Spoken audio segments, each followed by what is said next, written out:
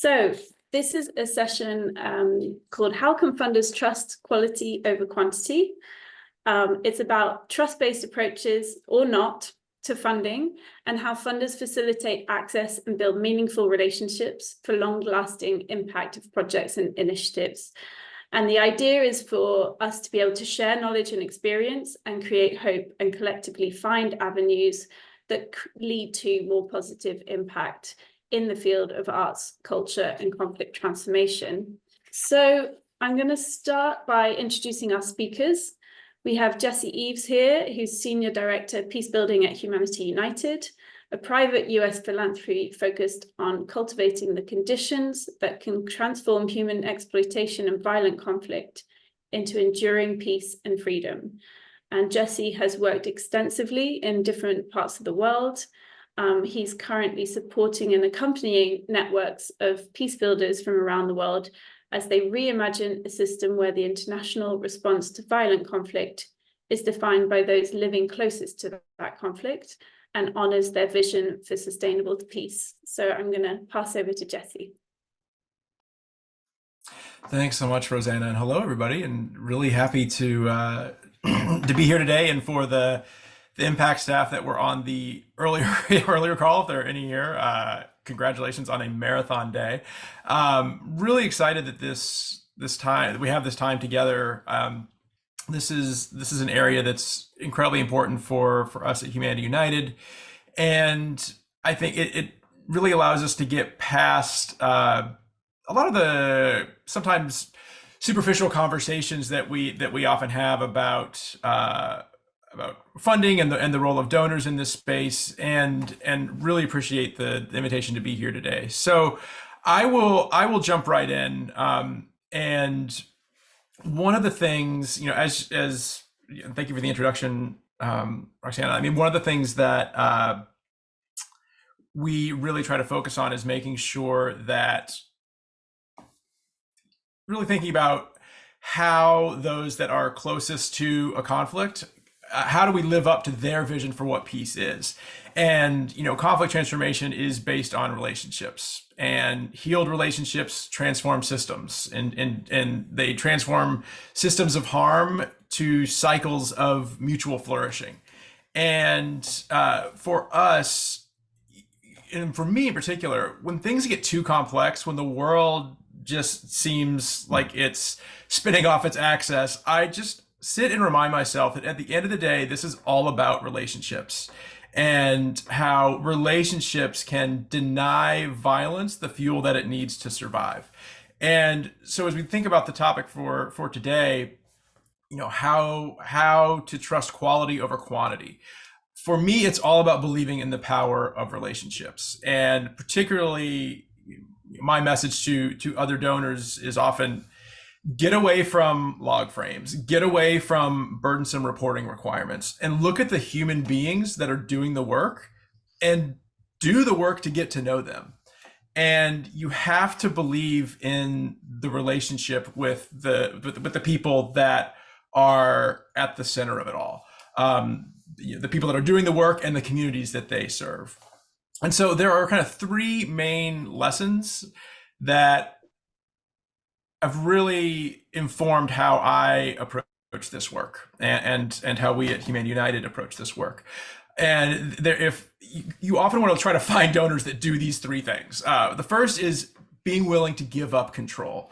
Looking at what does the community want to do to address the problem at hand.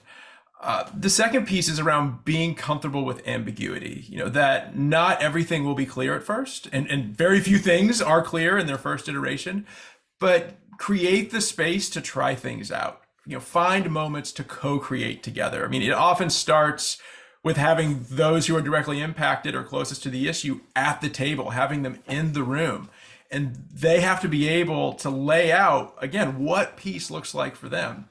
And so this is a process of doing and learning and doing again.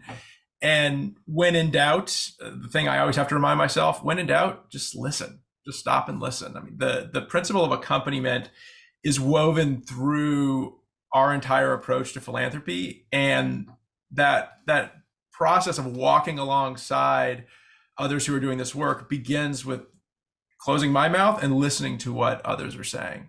And the final piece on being comfortable with ambiguity is don't be afraid to be the first to be vulnerable and say, I don't know, but let's figure this out together. So the third key lesson that I often have to remind myself of is give it time. You know, systems change does not happen in a 1-year grant cycle. And so you think about relationships move at the speed of trust, and trust takes time to build. But with trust comes truth. And you build that trust through challenging the relationships and having hard conversations and hearing truths that may not align with where you are in your journey, but it creates the opening to go deeper and to create a shared understanding of the problem. And then you can figure out where can you collaboratively engage on this. But it's really important to be intentional about that, to be intentional about creating, to give the time, to give the space, and find opportunities to get into the weeds together, go on retreats together, have co-creating sessions together. Again, it's creating the opportunities to struggle and feel the tension that exists in our work. And so the final piece on giving it time is about finding others and building solidarity. I think this gathering today is an excellent example of that. Knowing that you are not alone in your approaches, you're not alone in your frustration with how donors and international NGOs and governments can behave sometimes. And you build that solidarity, which builds hope, and creates the chance to take action together and to create a vision that others can get behind. So when we talk about trusting quality over quantity, it's about giving up control, being comfortable with ambiguity, and giving relationships the time that they need. And I'm not quite sure. Rosanna, at one point you said you wanted me to share a message of hope. Do you want me to do that now or later on? Yeah, we can see if we have time later on, okay. if we get there. All right, I'll stop there. Yeah, thank you so much. Definitely, I love how relationships deny violence to thrive. That's a very powerful message, and but they also take time, and trust is not a given. And listening and building that solidarity is really key to enable relationships to flourish. So on that note, I'd like to introduce Cecilia. So Cecilia Campos Villafani is a cultural manager, social communicator, and lawyer from Bolivia. And she's been in charge of the national competitive funds linked to cooperation internationally through the Cultural Fund of the Embassy of Switzerland in Bolivia for 5 years. And she's also a founding member of ILA organization, developing artistic projects and processes aimed at social innovation, intercultural dialogue, and cultural research. And she'll be sharing an example from a project that we supported through Impact in Colombia. So I'll pass over to you, Cecilia. Thanks, Rosanna. We will not see here the video fangela, or we will see it later. We can see it now if you'd like. Okay, Yeah. I guess it's good to have it. Perfect. Just make sure I have the sound this time.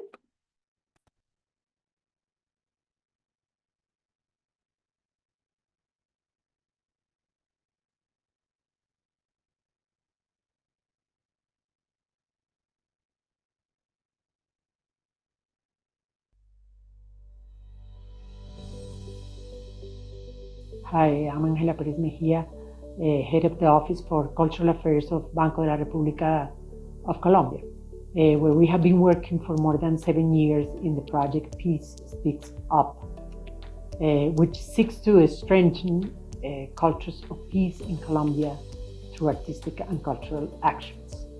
The project involves a network of mediators that carries out actions and activities in the 20 cities where the bank has cultural presence, and also in different places of the national territory, both rural and urban. Peace Speaks Up got together with Impact, and in particular because we share some of the lines that Impact has proposed for the international network to work locally, to connect regionally, and to get international inspirations. So working towards those objectives, we started working together with Impact to help the different mediators that around the country support our project. With the help from Impact, we identify certain needs that the cultural mediators had. Among those needs were to enhance the skills, to strengthen networks, and to make the process of cultural organizations visible, in particular to be able to get sources of financing internationally and locally. So that's how we design a series of workshops to help our mediators in their needs. In 2020, we began the Imagining Together from Colombia workshop that allowed the meeting and joint reflection between 30 local initiatives and their connections to international dialogue. The power of networking was highlighted as the best alternative to address challenges and enhance impacts in communities. All organizations share the certainty that their work generates positive changes in their communities and promotes dynamics of peaceful coexistence.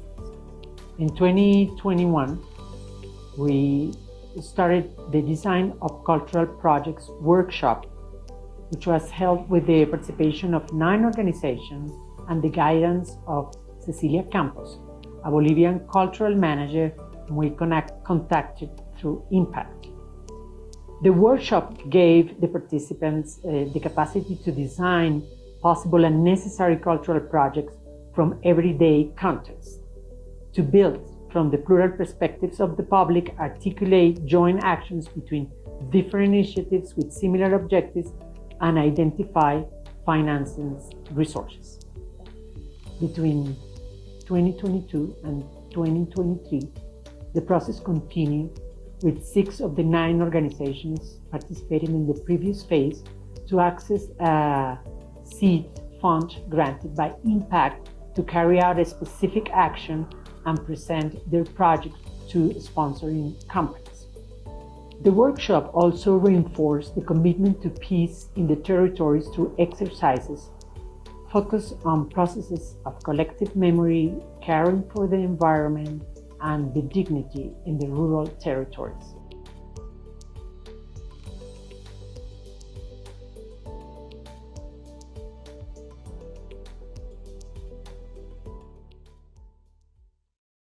El apoyo que se ha recibido del proyecto La Paz se toma la palabra en términos de proceso para formular proyectos, para contar con este acompañamiento. Lo que nos ha facilitado es continuar y recibir un impulso, un aliado, un abrazo de esperanza por parte de la sugerencia cultural para continuar este camino de promover la reconciliación ambiental. Slam Colombia le agradece muchísimo por el apoyo, por todas las sugerencias también que nos han brindado para consolidar nuestro proyecto. No hay proceso posible si no es colectivo. La gestión cultural en sí estuviera brindando una posibilidad de construir paz. Being part of the network of Impact has been a key resource, not just for the local groups that have participated in the workshops. Also for Peace Speaks Up, the cultural project of Banco de la República, this platform has been a possibility for us to connect regionally and to get international inspiration, thanks to all the people.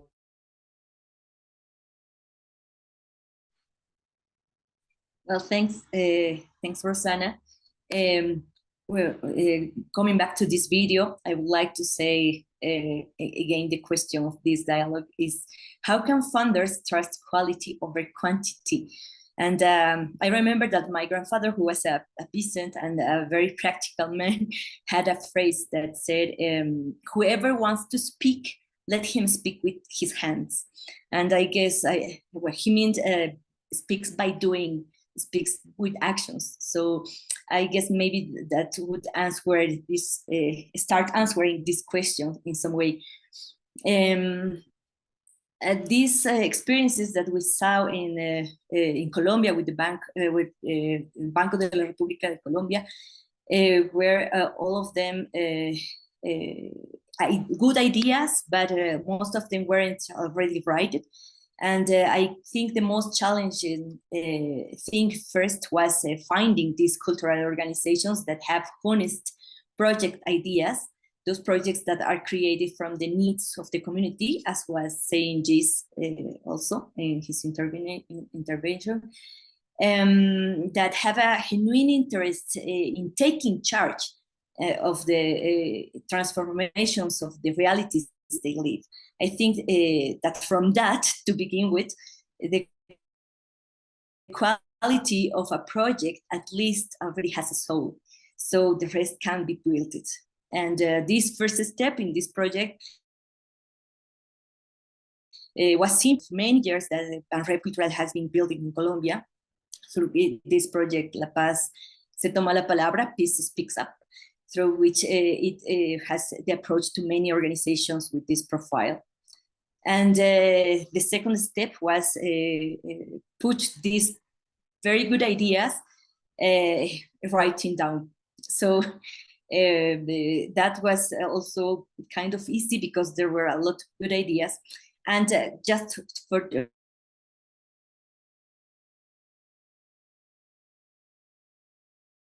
I think that was very important in this process of get that founders, the trust of the founders, and is the support these emerging projects to find dialogue with other organizations who perhaps without that support wouldn't open the doors to them, not only to give them the opportunity for funds, but I guess principally, initially also to get to know them and listen their proposals or try a first joint action.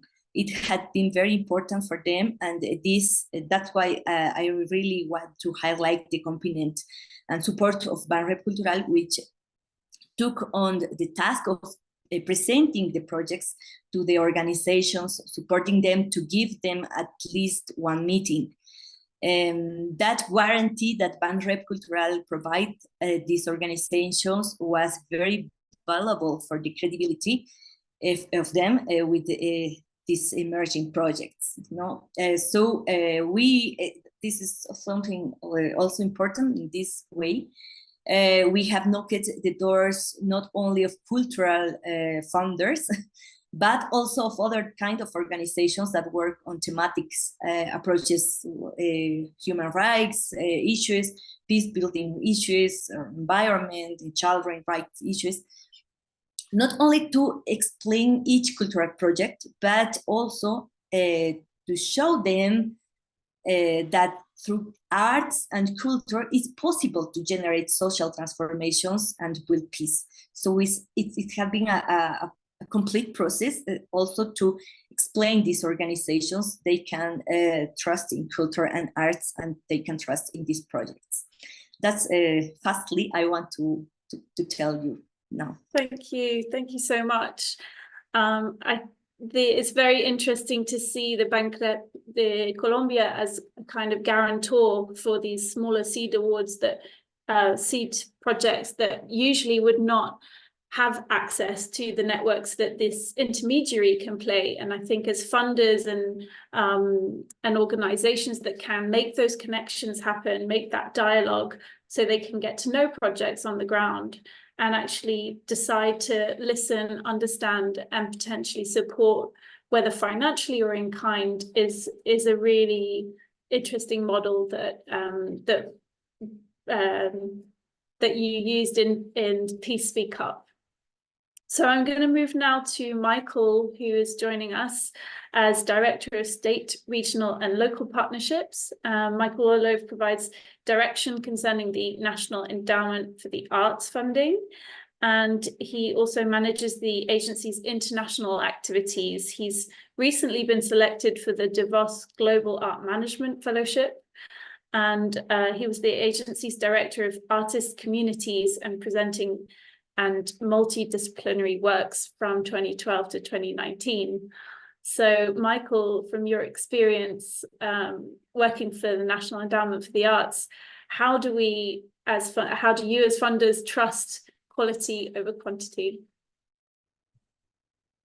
Thank you for the introduction, and I appreciate being invited, and it's good to be on a call with a lot of new faces from all over the world. So appreciate being in this room, and it's worth noting that it's a beautiful snowy day here in DC. If you hear a little noise in the background, it's because schools were closed for the second day this week. And so it's a busy house right now. I'm at home. Just maybe a little background on the National Endowment for the Arts, especially since this is a international group. I don't want to assume people know what our agency is or what we do. We are the federal government's public funding agency. We were founded in 1965, and we're the largest public funder of the arts in the United States. Just for scale, because I think when people hear funding in the United States, they think we have this massive budget, and we have an endowment in our name, but we actually do not have an endowment. Our budget comes from Congress every year, and if you're following along, we still don't have a passed budget for this current fiscal year, but our budget is around $206 million, and that's for the entire country. It's important to note that we don't fund organizations as much as we fund projects. And I say that because while we're funding organizations, big and small, urban and rural, all across the country, they are coming to us with requests for project support. So as much as we would like to fund general operating support or fund capital projects, everything that we support is actually project funding. So they're based on projects that people are proposing to us. And we are also a discipline-based funder. So applications come in through more than a dozen different disciplines, whether it's music, dance, theater, opera. I mention all that because it's in many ways very different from what Jesse talked about at the beginning. I am a firm believer in trust-based philanthropy, but I'll be very honest that it is not the way, unfortunately, that the federal government works. We don't have the same, I would say, leniency or flexibility that a lot of private funders would have.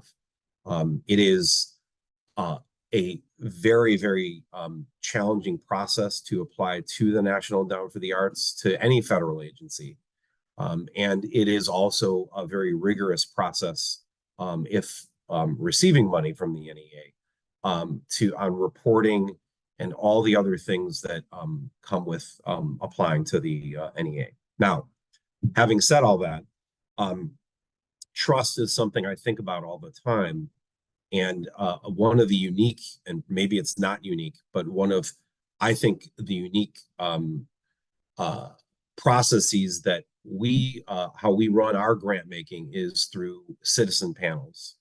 So all of the applications that we receive, and we receive about 5,000 applications a year, all of those go to a panel process that is made up of members of the community throughout the United States. We have different panelists that come in each year. We don't recycle the same panelists, and those panelists are actually reading, and scoring, and commenting on all the applications. And they're actually the ones that are making recommendations to us, to the directors, on who should be funded. And so I say that because when we talk about trust, in many ways, the decision-making process is being made by members of your own community, which I think is a beautiful thing. There are certainly flaws in every process, but we spend a lot of time thinking about who panelists should be, and also prepping them for how the panel process should go. But the trust is really on those folks in that virtual room and how they are commenting and scoring on the applications. I did want to mention just a couple of things in terms of how it might intersect with the themes that we're talking about today. While our grant making is all across the board and is in many different disciplines, part of what people are applying for is what we communicate, our vision, our goals, our areas of interest or our areas of focus each and every year. And our chair, Maria Rosario Jackson, who started a couple years ago, has really talked about the health of communities. And communities are healthy when arts are at the center of communities. And so one, I think, exciting thing to talk about is a convening that she was able to put together with the White House last fall, not too many months ago. And it was really taking a look at the whole approach, the whole of government approach to arts and culture that came out of a executive order from President Biden.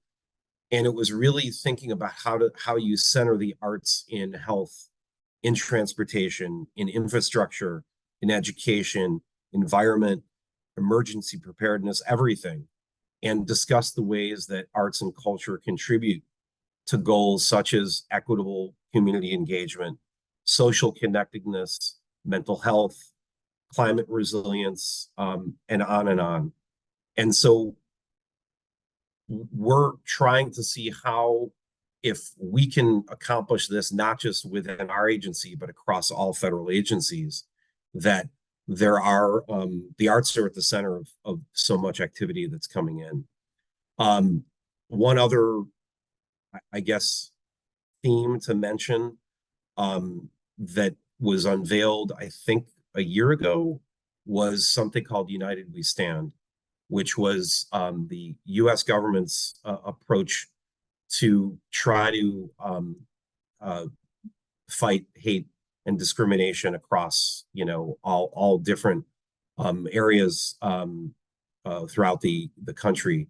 And so we, along with other federal agencies, the NEH, IMLS, have been working to use that as a platform for receiving applications, project-based applications for folks that want to focus on that area. Going back to trust for a second, and again, I really applauded what Jesse had to say at the beginning, and I wish we could embrace all of those things but from a federal agency, it's really challenging. I feel like the trust in this case comes from who you bring into the process. I like what Cecilia talked about with listening. And one of the things I enjoy very much when I'm facilitating panels is spending less time talking and doing more time listening to the panelists and listening to what they have to say, not only about the projects that they're adjudicating, but also just about the state of the field in general. I will maybe pause there, and I hope that answered some of the questions, and I'm happy to continue afterwards. Thank you, and thank you for your honesty. And it's not always easy to create the trust and the conditions that we would all like to see within our jobs. And I'm sure that you're doing what you can within the position that you have. And I love that idea of who can we bring into the process to make this feel more related to what's happening on the ground, whether it's through your citizens panels that you have, or organizing events, connecting to the policies and trying to get initiatives like United We Stand in place to be able to then fund projects in specific themes like hate and discrimination. So there are ways around it, and it sounds like you're navigating those very sensibly. And also things that you can learn from the panels and the conversations you're having to try and embed a bit more of that trust-based approach as things are evolving so quickly in the funding world. So there's things that we can learn from the philanthropic space of funding as well to change the systems within larger organizations.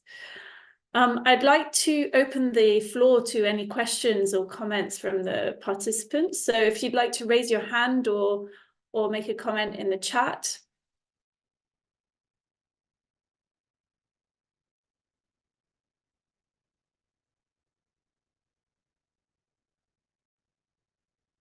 I see we have some really great participants, including Moleskine Foundation.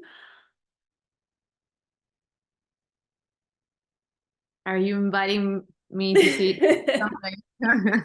I guess you have an opinion as an organization that also is supporting projects through the work that you do.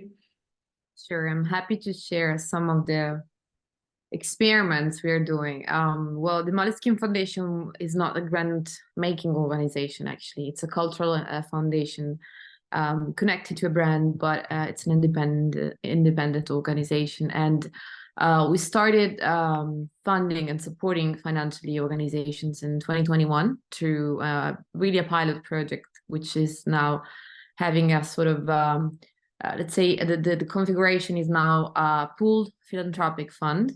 And there are different partners who joined in these years. And it's a trust-based philanthropy approach. So it's basically unrestricted, flexible funding.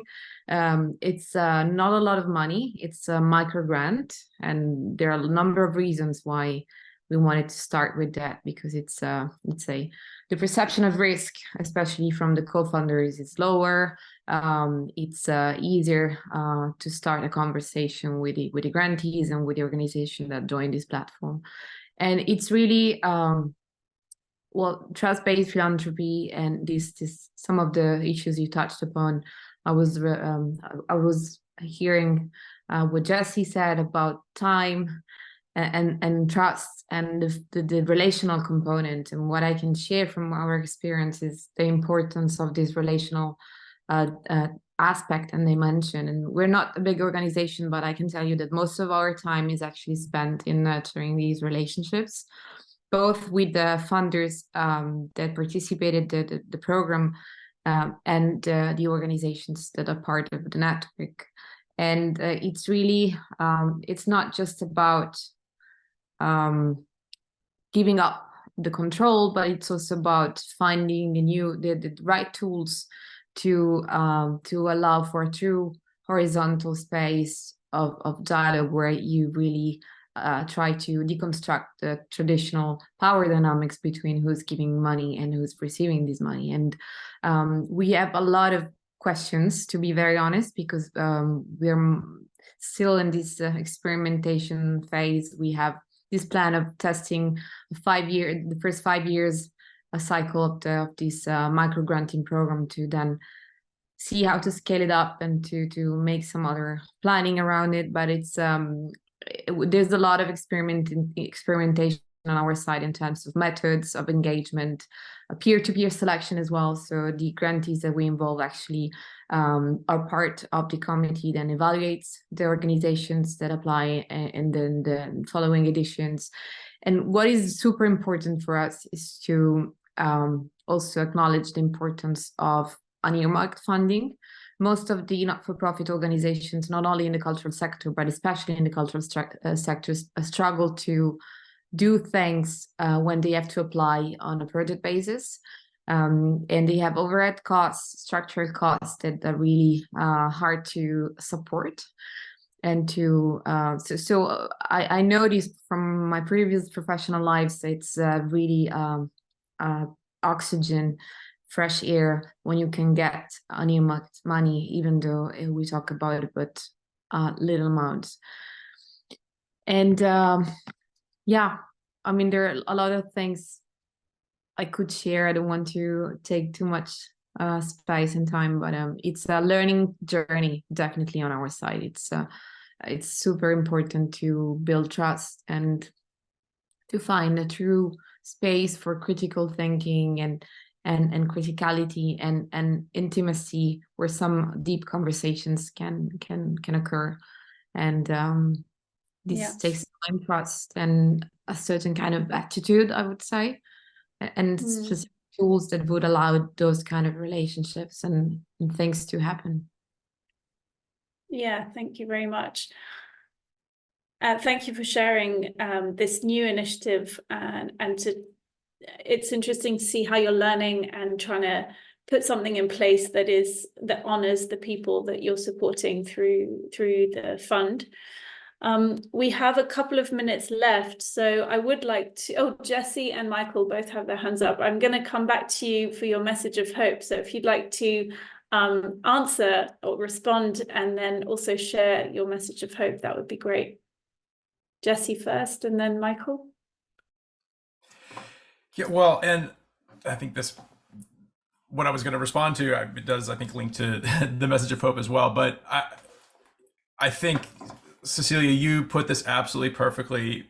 Begin with community and the quality of the project will have soul. It's like, as you said that, I was like, habla a mi corazón, like speak to my heart. Like this means that no matter how you give or what your limitations are, if you start with the community, if you find the people who are connected to the community and begin to build trust there, like that just opens up so much possibility. And I just thank you both, Michael and Cecilia, just for what you said, and Marina as well. I really appreciated hearing that.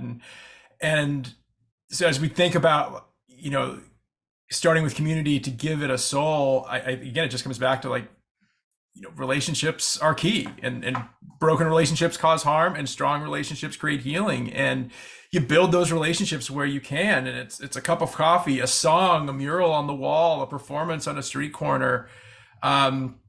If we talk about broken relationships creating so much awful things around the world that we see now, it's relationships that will get us out. And I think one thing to remember is a shift is afoot in the world, and around the world, people are calling on donors and international NGOs to show up in a different way. And I think the momentum is on the side of those that anchor their work in community and relationships. So I'll leave. Thank you. I'm really sorry, we're running out of time. If Michael and Cecilia could share their message of hope in the chat, that would be really beautiful. And thank you for everyone for joining, and stay with us for the second half.